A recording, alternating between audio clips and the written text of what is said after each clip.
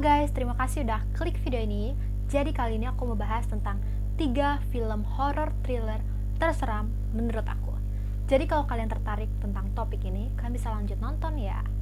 Yang pertama adalah A Quiet Place. A Quiet Place adalah sebuah film horor garapan sutradara John Krasinski pada tahun 2018 yang berdurasi 90 menit. Mungkin banyak dari kalian yang tahu tentang film ini karena film ini terkenal banget dan chapter 2-nya akan tayang tahun ini rencananya. Yang bercerita tentang sebuah keluarga beranggotakan 6 orang. Ibunya yaitu Evelyn, bapaknya Lee, anak pertamanya Megan yang tunarungu perempuan, anak keduanya Marcus laki-laki, anak ketiganya Beau laki-laki, dan anak terakhirnya bayi perempuan akan lahir di akhir film. Nah, uniknya sang sutradara terlibat langsung dalam peran utama di film ini. Jadi sutradaranya juga merupakan pemeran utama sang ayah gitu ya. Nah, film ini mengangkat atau mengusung tema masa depan atau pasca apokalips, di mana semua manusia di bumi ini terancam punah karena adanya invasi atau peperangan dari sebuah makhluk misterius yang mungkin dari luar angkasa, mungkin dari dalam bumi. Kita sebut aja monster ya. Monster ini tidak bisa melihat, tapi mempunyai pendengaran yang sangat tajam. Jadi kalau kita lewat di depan monster ini, dia nggak bakal kenapa-napa, tapi kalau kita bersuara sedikit saja, dia akan langsung memangsa kita. Sangat serem banget kan, kayak kita nggak bisa bersuara sedikit pun, nggak bisa berkomunikasi sedikit pun. Jadi di film ini menceritakan tentang keluarga tersebut. Mereka bukan satu-satunya keluarga yang bertahan ya, masih ada orang-orang lain juga, tapi sedikit banget. Mereka meninggali sebuah rumah terpencil, dan mereka melakukan segala cara agar tetap bisa hidup, tidak dimakan monster itu, tidak berkomunikasi sama sekali, dan juga tidak bersuara sama sekali. Kalian bisa bayangin kan, horor ini kenapa aku rekomendasiin ke kalian, karena horor ini sangat beda dari yang lain. 95% tanpa dialog, jadi gak ada suara sama sekali, dan yang paling mendukung adalah musik atau backsoundnya yang sangat pas saat bener-bener jump scare tuh, bener-bener ada musik gitu. Jadi ini keren banget, kalian harus tonton buat tahu endingnya, dan aku jamin kalian gak bakal nyesel kalau nonton ini. Penilaian dari aku 8,5. Oke, sekarang film kedua namanya Hush. Hush garapan sutradara Mike Flanagan tahun 2016, berdurasi 81 menit, menceritakan tentang seorang gadis tunarungu yang merupakan seorang novelis bernama Maddie yang tinggal di sebuah rumah terpencil untuk mendapatkan inspirasi saat mengetik novelnya. Jadi dia sengaja pergi ke rumah terpencil untuk dapat inspirasi, tapi ternyata keputusan dia tinggal jauh dari perkotaan ini malah membawa malapetaka bagi hidupnya. Nah, Maddie ini hanya punya satu tetangga bernama Sarah. Sarah ini tidak tunarungu ya, jadi mereka bahasa isyarat aja gitu, tapi Sarahnya tidak tunarungu. Nah, pada suatu ketika Sarah ini datang ke rumahnya Maddie. Emang dia sering datang gitu ke rumah Maddie buat ngembaliin novel, minjem novel, ngobrol sama Maddie. Dan di rumah Maddie ini banyak banget alarm karena dia tidak bisa mendengar. Jadi dia kalau ada yang tidak beres, mendengar frekuensi tinggi dari si alarmnya itu.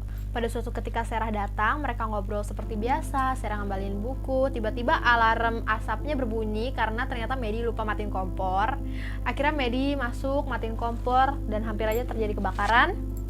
Lalu kemudian saat Sarah pulang, Maddie kembali ke meja kerjanya, berusaha menulis novel. Tapi kan kadang novelis itu bisa stuck ya, nggak tahu endingnya mau gimana. Dia stres, akhirnya dia beres-beres dapur. Dia stres tapi beres-beres dapur. Dia beres-beres dapur.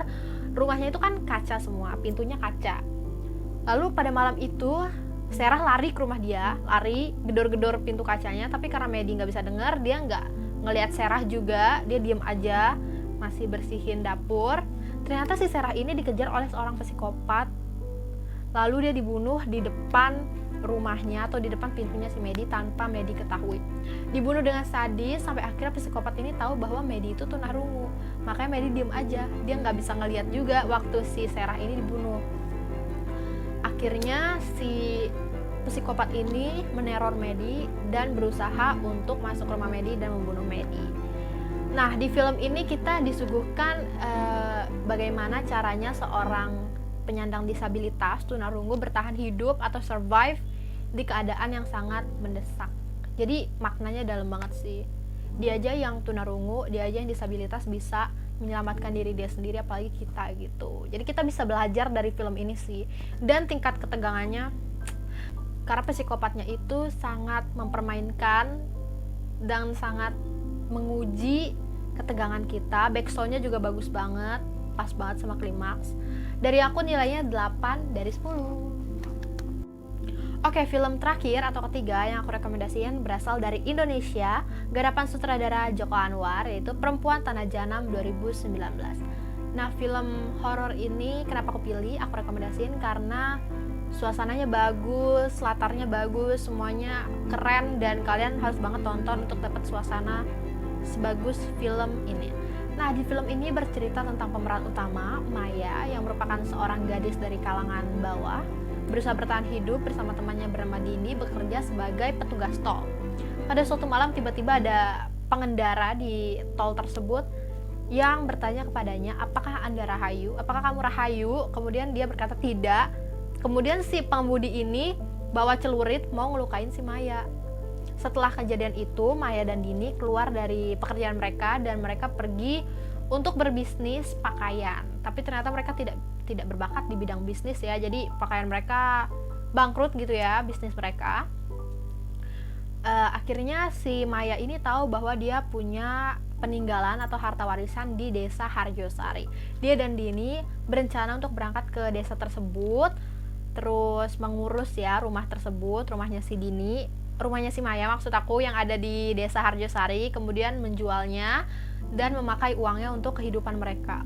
Tapi ternyata pilihan mereka untuk datang ke desa Harjosari ini merupakan pilihan buruk dan awal dari malapetaka yang akan mereka hadapi. Dan ternyata desa Harjosari ini menyimpan kutukan, dia menyimpan misteri, dia menyimpan sisi gelap yang akan menjebak kedua orang ini, bahkan membunuh salah satu dari pemeran utama ini. Dan si Maya ini harus berjuang keluar sendirian dari desa terkutuk ini.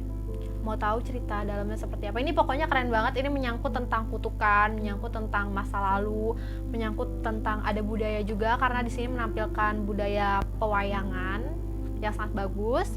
Dan ketegangannya dapet, ada plot twist juga di tengah-tengah menjelang akhir ada plot twist juga. Dan film ini aku rekomendasiin banget ke kalian kalau kalian pengen cari film Indonesia, film horor Indonesia yang bagus. Jadi itu tadi 3 rekomendasi film horor yang aku rekomendasiin banget ke kalian. Sebenarnya aku punya banyak banget film horor rekomendasi, tapi 3 ini udah bagus banget.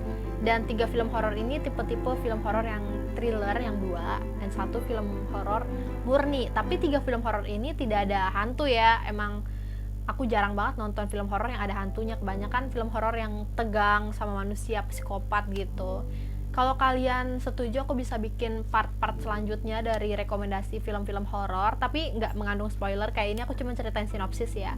Karena kalau aku spoiler jatuhnya bukan rekomendasi. Tapi bisa juga aku nanti next video bikin satu video tentang penjelasan alur yang mana isinya spoiler semua. Terserah kalian sukanya mana, aku bisa aja bikinnya. So, itu tadi yang aku jelasin, semoga kalian terhibur. Dan mungkin kalian bisa coba tonton dari ketiga film tersebut, bisa coba sendiri ketegangannya, bisa kasih tahu aku di DM Instagram aku atau di komen YouTube aku kalau kalian udah nonton kayak gimana rasanya. Apakah rekomendasi aku itu bagus ke kalian? Dan terima kasih buat yang request. Oh ya, ini request teman aku ya. Terima kasih udah yang request. Dan sampai bertemu di episode di video selanjutnya. Thank you for watching. Bye.